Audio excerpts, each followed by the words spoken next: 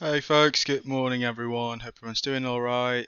We are just getting started in for Thursday's trade. So what's the big thing here? I think it's pretty obvious. It's on every major news headline basically. So what we saw overnight was a very quick dip on the basically crude prices. We took off another 3% during APEC trade, and this is due to the fact that Saudi has come in and said if sanctions go through on Russia, basically cutting off the Russian portion of global supply, they are willing to then increase production on their end to fill up that gap. And this is a complete turnaround on their basically, what they've been trying to do all this while. So they've kept saying, oh, we don't need to increase, we don't need to increase. Things are stable pretty much in the crude space, so we're not afraid with the crude market basically tanking. And yesterday, they took an entirely different approach, saying they will meet the basically lost supply to then balance out the market, which is why we're seeing now. So yesterday's high was about 117.68, and we now trade 113s. So do I see this continuing to go further down? I do. It is a bit cheap right now, just for the time being, as due to the fact that we are still waiting for the big event today, which is the OPEC Plus meeting. Um, so do the OPEC Plus meeting, the status quo right now is we are just waiting them to pretty much just rubber stamp. I mean, they've been saying this for a while now. So starting next month, we will see them put production out at 430,000 barrels per day.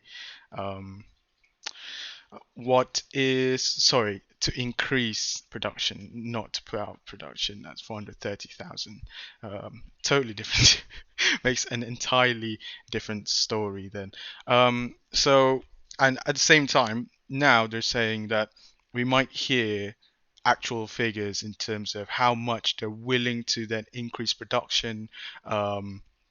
If the sanctions actually go through. But at the same, okay, this is putting a lot of pressure on crude prices. But at the same time, we are also having again an issue with EU leaders. So supposedly they were going to put the sixth sanctions package through, but now it's being held due to the fact that Hungary is saying they want Patriarch to be exempted from the sanctions basically package, really.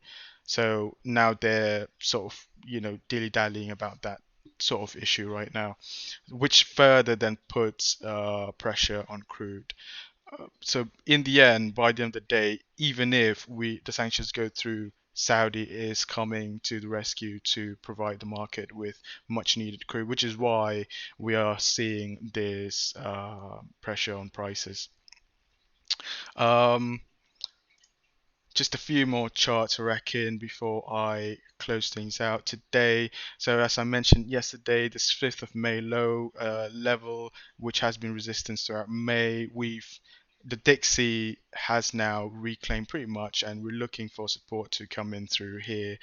Um, and at the same time watching this resurgence on the dollar after what I mean, it's pretty balanced from Fed's Daily and Bullard yesterday. So Daily saying we need data to see data, Bullard saying, oh, if inflation doesn't get reined in, so we still need, we might see 50 basis point hikes further even after the uh, towards the end of the year.